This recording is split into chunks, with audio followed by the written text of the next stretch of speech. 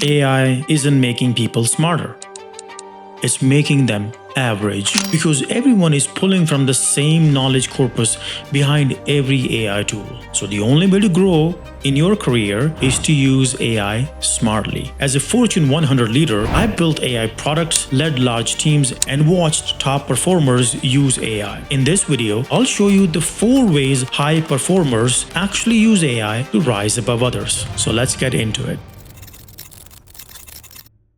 It's 9:15 in the morning. Debbie from HR logs in and her stomach drops. She's staring at 50,000 employee feedback comments that need to be turned into a clean CEO summary by Friday. She quickly scrolls through the comments and they are all over the place. Some are emotional rants, others just a single word, and then there are paragraph-long essays. So what will Debbie do? Obviously, she hasn't been living under the rock. She knows ChatGPT and Copilot exist. So she does what most people do and types this prompt: summarize employee feedback. AI spits out something polished but generic. Something like employees want better communication, more support, and improved tools. But the problem is this could very well describe any company on the planet. This AI-generated summary is useless for a CEO. So what went wrong? If you take all the work we do in a typical workplace and cluster it by the type of effort it requires, almost everything lands into one of the 4 quadrants. Debbie's challenge sits perfectly in the first quadrant, which I call the efficiency quadrant.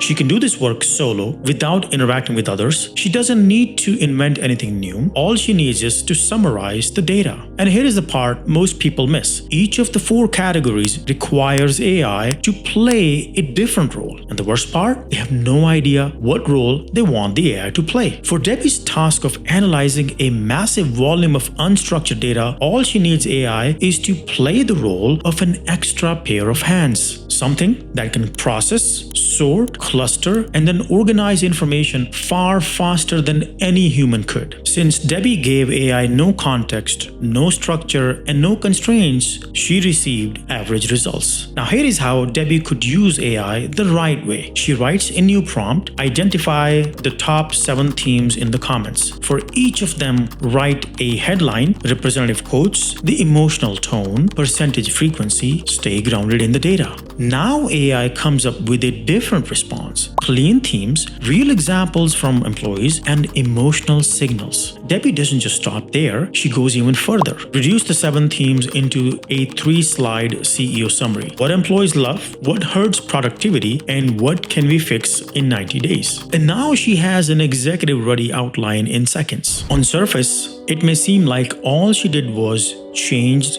the prompt, and that is true. But the real shift wasn't the words she typed, it was the roles she assigned. Before, AI was in the driver's seat. After, she took the driver's seat, giving AI the structure, constraints, and the outcome she wanted. Now, doing more in less time is necessary to grow, but it's not sufficient. You need to be creative as well. But how? Ravi, a product manager at a tech company, has been staring at the blank screen for almost an hour. His product, a workflow tool used by small businesses, has been losing active users every single month. And leadership wants to run few experiments on improving retention for next quarter. Ravi's task isn't about saving time, it's about thinking differently. For this type of work, he doesn't need AI as a helping hand like Debbie needed. He needs AI as a second brain, something that can spark new angles and challenge his assumptions.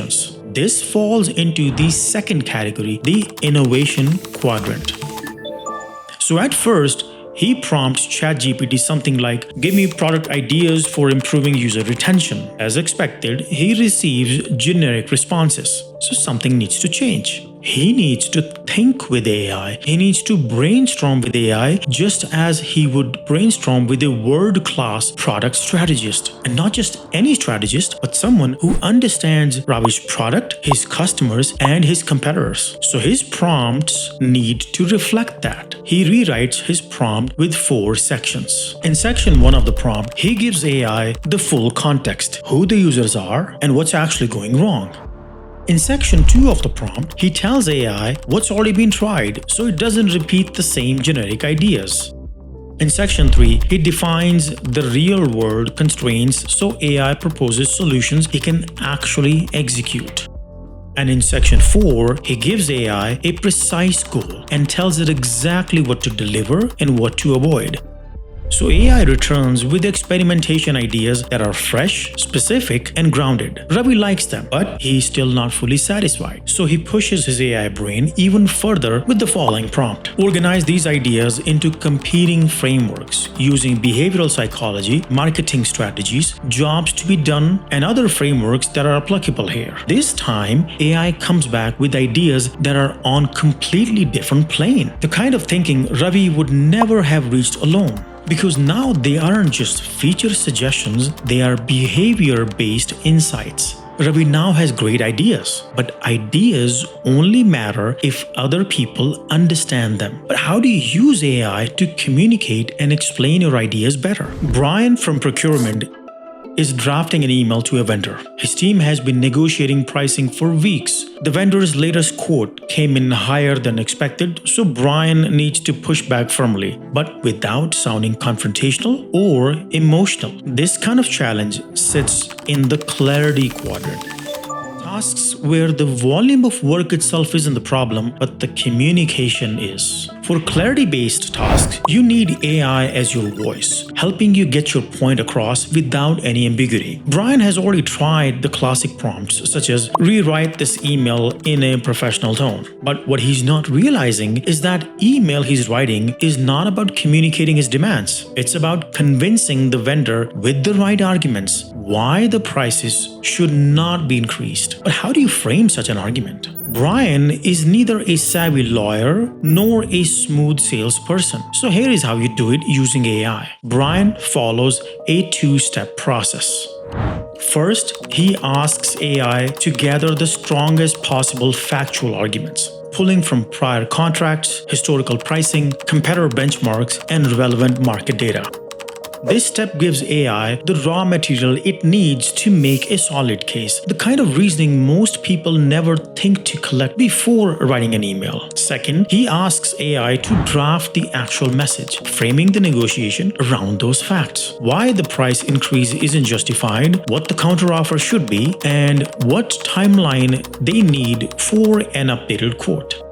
By separating get the facts and craft the message, Brian finally gets an email that is firm and grounded in evidence. But the real challenge is what happens next when someone pushes back in real time and your entire reputation and career is at risk. Sophia, an engineering manager, is preparing for a meeting with the senior vice president. Her team is behind on a critical deliverable. She needs to explain the delay, protect her team, propose a new timeline, and still maintain her credibility, all at the same time. In fact, she didn't sleep last night and has been rehearsing the conversation in her head all day long. Sophia's situation falls in influence quadrant, where you're not just delivering a message, you're also handling objections, managing politics, and defending decisions in real time. But the question is, how can AI help Sophia with such a complex situation? I'm sure by now you would have guessed that a prompt like, help me explain a delay to my senior VP is not what Sophia needs. So what does she actually need? Sophia needs AI to take the role of an executive simulator, someone who can role play through tough conversations, challenge her assumptions, and push her to think like a senior leader. Here is how the dialogue between Sophia and AI goes. Sophia says, our release is slipping by 1 month. I want to walk you through what happened and how we fix it. 1 month? Are you kidding me? Why wasn't I told earlier? We confirmed the impact only yesterday. I didn't want to bring you half-baked information. What stopped your team from catching this sooner? We had a gap in our testing steps. I'm closing that gap and adding checks so it can't happen again. How bad is the damage? No customer impact. Only timeline shifts, not the quality. Everything else stays on track. Fine. What's the new date? March 28th. Did you see what happened here? Sophia didn't use AI to script an apology. She used it to pressure test her thinking, refine her judgment, and rehearse until she built her confidence. AI can make you faster, more creative, clearer, and more influential. But these 4 quadrants are only the starting point. You still need to navigate politics without losing your integrity, build influence without forcing anything, practice gratitude so people actually want to work with you, and understand technology well enough to make decisions that leaders can trust. I teach all of that here. So if you want the skills nobody ever taught you, make sure you subscribe. We're just getting started.